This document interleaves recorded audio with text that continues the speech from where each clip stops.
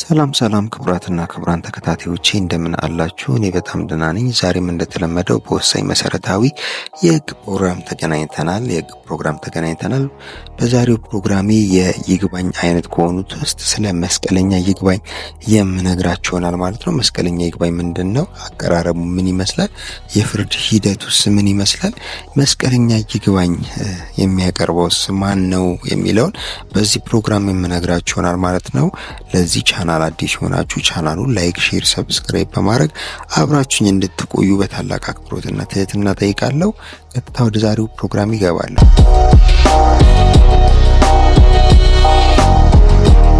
እንግዲህ ይግባኝ የዳኝነት እርከኖችን በመከተል ቅሬታ የፈጠረው ጉዳይን ለማሳረም የሚጠይቅ መሰረታዊ ከሆኑ የሰው ልጆች መብቶች መካከል አንዱ መሆኑ ከዚህ ቀደም በተደጋጋሚ ነግሬያችኋለሁ ማለት ነው። ይግባኝ እንግዲህ በኢፌዴሪ ህገ መንግስት አንቀጽ 1 ላይ ከተከሳሾች መብቶች መካከል አንዱ መሆኑን እንዲሁም በፍትሐብሔር ስነ ስርዓት ህግ አንቀጽ 310 በፍርድ ቤት የተሰጠውን ፍርድ ወይም ውሳኔ አሊያም ትዕዛዝ ቅር የተሰኘ ወገን ቅሬታውን ለማቅረብ የሚችልበት እና ለማሳረም የሚችልበት መብት መሆኑን ነግሬያችሁ ነበረ። እንግዲህ በአጠቃላይ ሲታይ ይግባኝ ማለት በመጀመሪያ ደረጃ ጉዳዩን ያየው ፍርድ ቤት የሰጠውን ፍርድ ወይም ውሳኔ ወይም ትዕዛዝ ቅር የተሰኘ ወገን ቅሬታውን ወደሚቀጥለው ከፍ ላለው ፍርድ ቤት በማቅረብ የተሰጠውን ፍርድ ውሳኔ ወይም ትዕዛዝ እንዲሰረዝ ወይም እንዲሻሻል ወይም እንዲሻር የሚጠይቅበት ስነ ስርዓት ነው ማለት ነው።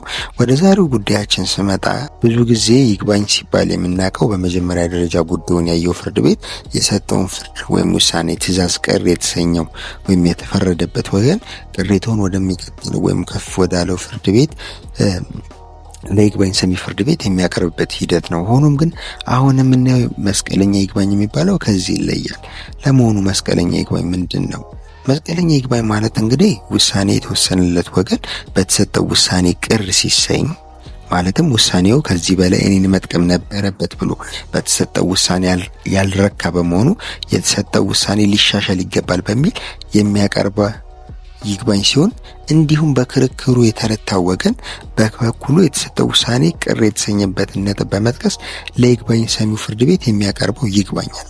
ስለዚህ በክርክሩ ውስጥ ያሉት ሁለት ወገኖች ረቺም በውሳኔው ላይ ይግባኝ ሲሉ መስቀለኛ ይግባኝ ይባላል ማለት ነው። በመሆኑ በዚህ በክርክሩ የተፈረደለት ወይም የረታው ወገን ይግባኝ ሲል በክርክሩ የተፈረደበት ወይም በክርክሩ የተረታው ወገን በፍርዱ ላይ ይግባኝ ሲሉ መስቀለኛ ይግባኝ ይባላል ማለት ነው። ሁለቱም ተከራካሪዎች ተረጂም የተፈረደለትም ሰው ወይም የተፈረደበትም ሰው ሁለቱም በውሳኔው ላይ ቅር ሲሰኙ እና ይግባኝ ሲያቀርቡ መስቀለኛ ይግባኝ ይባላል ማለት ነው። በምሳሌ ነው እንግዲህ በአንድ የብድር ውል ክርክር ውስጥ ብድር ወስደሃል አልወሰድክም የሚል ክርክር ሲነሳ አንደኛው ወገን አልወሰድኩም ብሎ ይከራከራል፣ አንደኛው ደግሞ ሰጥቻለሁ ብድር አበድሬያለሁ ብሎ ይከራከራል። ስለዚህ ብድር አበድሯል የተባለው ወገን መጨረሻ ላይ ያበደረው ገንዘብ ስላለ ፍርድ ቤቱ ያበደረውን 40,000 ብር ይመልስ ብሎ ይፈርዳል። ተበዳሪ ደግሞ የተረታው ወገን ይመልስ የተባለው ወገን ደግሞ እኔ አልወሰድኩም እንዴት ይመልስ ተብሎ ይወሰናል በሚል በይግባኝ ይጠይቃል። አበዳሪውም ደግሞ 40,000 ብር አበድረሃልን ሊከፈል ይገባል የተባለው ወገን እኔ ያበድርኩት 40 አይደለም 100 ነው ብሎ በውሳኔው ላይ ቅር ተሰኝቶ ይግባኝ ሲያቀርብ እንዲሁም ደግሞ የተረታው ወገንና ተበድራል ወገን በውሳኔው ላይ ቅር ተሰኝቶ ይግባኝ ሲያቀርብ ሁለቱም አቀረቡ ይባላልና በዚህ አግባብ መስቀለኛ ሁለቱም አመልካችም ተጠሪም ከሳሽም ተከሳሽም ሁለቱም በፍርዱ ላይ ይግባኝ ሲሉ መስቀለኛ ይግባኝ ይባላል ማለት ነው።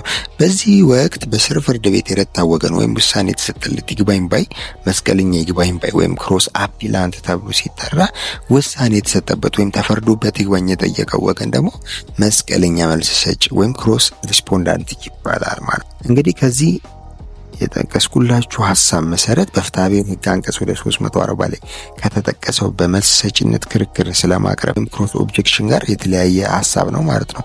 ምክንያቱም ይህ ድንጋጌ የሚለው መልስ ሰጪ በቀረበው ይግባኝ ክርክር በመልስ ሰጭነት ከሚያቀርበው ክርክር ጋር ቅር የተሰኘበት ጉዳይ በይግባኝ ሰሚ ፍርድ ቤት በመልስ ሰጭ ይግባኝ ባይነት የሚያቀርበው ክርክር ነው ማለት ነው። ይግባኝ ሰሚው ፍርድ ቤት በይግባኝ የቀረበለት ነገር ከመረመረም በኋላ ወደ ወሰነው ፍርድ ቤት ቀደም ሲል ወደ ወሰነው ፍርድ ቤት ሊመልሰው ይችላል ማለት ነው። እንግዲህ ይግባኝ ሰሚ ፍርድ ቤት ከዚህ በፊት የተወሰነውን ውሳኔ ከመረመረ በኋላ የሚመልስባቸው ሁለት ምክንያቶች አሉ። አንደኛ ይግባኝ የቀረበበት ውሳኔ የተሰጠው ፍርድ ቤት በመጀመሪያ ደረጃ መቃወሚያ ብቻ መሰረት በማድረግ ውሳኔ የሰጠ ሲሆን ውሳኔው ፍርዱ በይግባኝ ሰሚ ፍርድ ቤት ሲለወጥ መታየት የሚገባቸውን ነጥቦች ለይቶ እንደገና እንዲታይ አዞ ሊመልስለት በነጥብ ሊመልስለት ይችላል ማለት ነው። ሁለተኛው ደግሞ ይግባኝ የተባለበት ፍርድ የሰጠው ፍርድ ጠቃሚ የሆነው ጭብጥ ሳይዝ ወይም የነገሩን ነጥብ ሳይመረምር ወይም ሳይረዳ ያለፈ ሲሆን እነዚህ ነጥቦች ለፍርድ አሰጣጥ መልካም ውጤት የሚያስገኙ ሆነው ሲያገኛቸው የታዘዙለትን ፍሬ ነገሮች ወይም ጭብጦች በመግለጽ ለመጀመሪያ ደረጃ ፍርድ ቤት ሊመልስለት ይችላል ማለት ነው። በዚህ ወቅት የመጀመሪያ ደረጃ ፍርድ ቤት ያጣራውን ነገር፣ የተሰማውን ነገር፣ የተቀበለውን ማስረጃ፣ የሰጠው ውሳኔ፣ ትዕዛዝ ለይግባኝ ሰሚው ፍርድ ቤት መልሶ ይልካል ማለት ነው። በፍትሐ ብሔር ስነ ስርዓት ሕግ ቁጥር 343 መሰረት ማለት ነው። በዚህ እንግዲህ ውሳኔው የሚሰጥበት ሁኔታ ሊኖር ይችላል። ነገር ግን በዚህ ፕሮግራም እንድትይዙልኝ የምፈልገው ነገር መስቀለኛ ይግባኝ የሚባለው ከሳሽም ተከሳሽም በተሰጠው ውሳኔ ቅር ተሰኝተው ይግባኝ ሲሉ መስቀለኛ ይግባኝ ይባላል። እንግዲህ እኛ ብዙ ጊዜ የለመድነው ተከሳሽ ከተፈረደበት በኋላ ፍርዱን በመቃወም ይግባኝ ሲል ነው ብዙ ጊዜ የምናውቀው።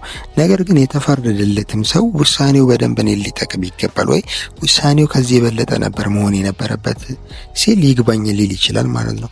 ሁለቱም ይግባኝ በሚሉ ጊዜ ያ ይግባኝ ምን ይባላል? መስቀለኛ ይግባኝ ወይም ክሮስ አፒል ይባላል ማለት ነው። በዚህ እንድትረዱልኝ ስለፈለኩ ነው። ለዛሬ ያስኩት ፕሮግራም ይህንን ይመስላል። በቀጣይ ሌላ መሰረታዊ የህግ ፕሮግራም እስከምንገናኝ መልካም ጊዜ፣ ቸር ሰንብቱ።